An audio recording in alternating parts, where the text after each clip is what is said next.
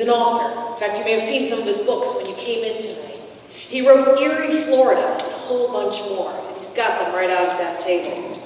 He also hosts a ghost podcast. He's on other people's ghost shows. He's the ghost guy. Please help me welcome Mark Muncy telling us about the Lady in White from Boatyard Village. Howdy, y'all. Wow, how do you follow that? Thanks so much. All right, thanks, Ross. Anyway, what I do is a little different. I am a collector of tales. I love folklore. I love monsters. I grew up as a monster kid, right? And one of the things I did was I ran a haunted attraction, a haunted house over in St. Pete, across the water, and we based it all on local lore and legends. So I had a werewolf jump out at you, we had a skunk ape jump out at you, and stuff like that. So I started collecting these stories. And eventually we got a little too big for our britches, and the city of St. Pete shut us down.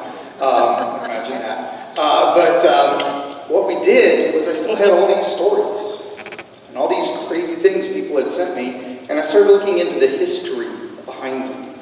And sometimes that history was darker than the legends that I had been told.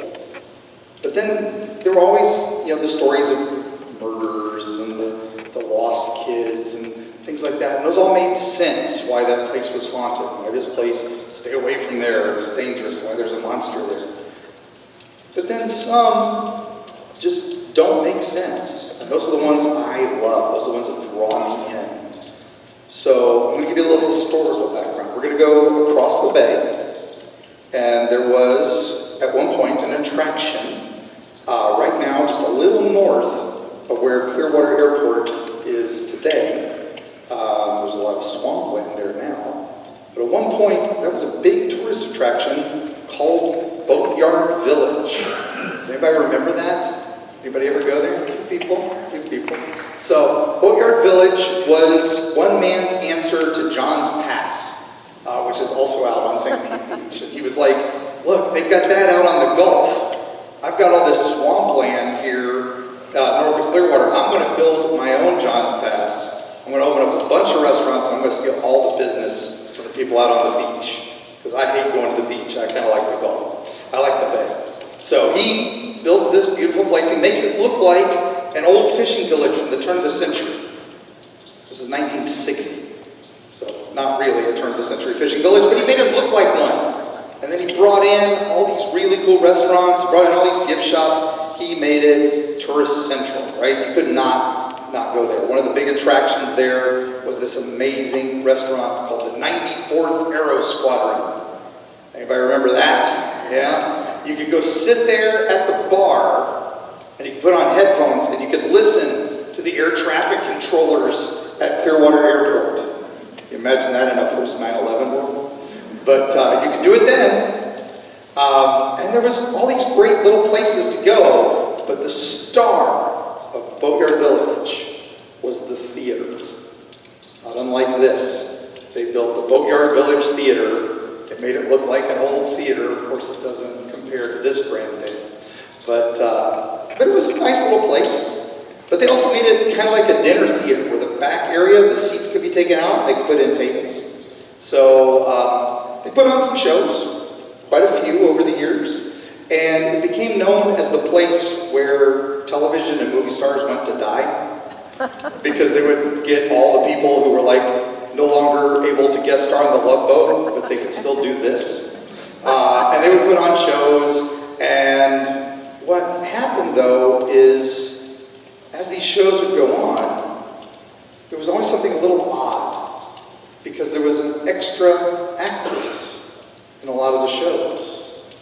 What would happen is they would be rehearsing, and they would be rehearsing the show, and the lead star who they had ever, shipped in for the show would be on stage, and you'd be talking to her or doing a part, and suddenly, from off stage right, a lady in white.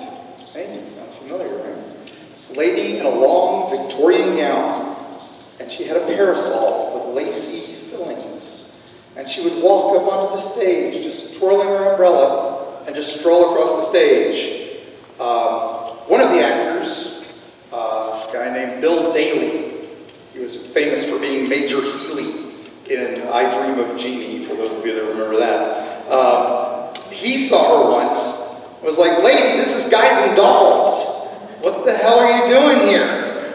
And she just walks right past him and then poof, vanishes before his eyes. And he goes, "Well, I can't top that." Sounds very familiar. So he's like, "Well, I guess I believe in ghosts now." He famously talked about it, and so word started getting around. Other actors were suddenly interested in performing at Boatyard Village Theater because they wanted to see the ghost. Many of them were getting up there and they kind of wanted to know, is there something beyond? So, as they all perform, the ghost kind of disappears from legend for a little bit until she shows up again, this time in front of a matinee audience, in the middle of a show. She walks up onto the stage as they are doing West Side Story. Not exactly known for a lady in Victorian dress with a parasol. The audience is trying to figure out what's going on. Some of them are giggling because they've heard the ghost stories. Nobody thought anything really weird until she walks up center stage and vanishes in front of the audience. This made the Tampa Bay Times because, hey, that's pretty scary. So, sadly, even with this added attraction, Boatyard Village was not doing well. And Boatyard Village started falling into disrepair. It already looked like it was in disrepair, but now it's just matching the scenery. So, businesses started closing, things started going wrong, and eventually, they're trying anything to save it. And suddenly, they get the brilliant idea, let's host a haunted house in the theater. That'll bring people back. So they dig up old Paul Bearer, Dr. Paul Bearer, anybody remember him? I'll be lurking for you. Great Dick Bennett was his name, and he came, and he and a lady named Madame Guava, who ran Guavaween. They were trying to be a new Gasparilla in October. Didn't really work, but they tried. But they opened a haunted house called Madame Guava's Haunted House. Really creative name. Over in Clearwater, in that area, on Boatyard Village, in the theater. And they joked that the ghost was their best attraction, that they had a real ghost in their theater. And so, people could come and see this. Well, that didn't help. It didn't really do very well. Within a year, the theater had a bad fire. Eventually, Boatyard Village, the fire spread, and that was kind of the last straw. Eventually, all the businesses closed, and no one had seen the lady in white in years. And we thought that would be the end of our tale. Eventually, the land was purchased by the Coast Guard and the city of Clearwater to expand the airport, and they bulldozed it. And that is also where the Bayside Bridge goes across. So you're actually driving past the remains of Boatyard Village and the old theater. Now, this is why it's odd. They never did a performance of anything with a lady in a Victorian dress. There was no deaths ever recorded at the Boatyard Village. Boatyard Village before that was swampland. Why was there a ghost of a Victorian lady wandering around? Was she attached to some prop or some object? We don't know. We don't know a lot about ghosts. But that wasn't the last time she was seen. I write books about spooky places. I get lots of emails and phone calls, things people have seen that does not make sense. Got that all the way back to my haunted house days.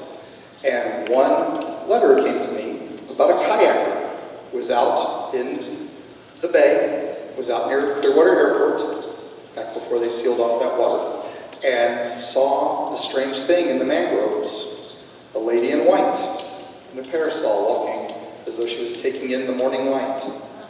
And her dress was flowing behind her, and she walked so lightly she should have been knee-deep in swamp, but she was like walking on an invisible boardwalk, as though she was still there, and still wandering the stage at the theater. And she is still seen there many times to this day. So when you're driving along Bayside Bridge, usually in the mornings, she usually catches the morning sun as she fades out of existence again.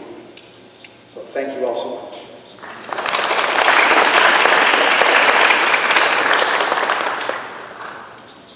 You know, we're right. Mark's right. We don't know what connects ghosts to a certain place. There's a lot of stories about the ghosts that are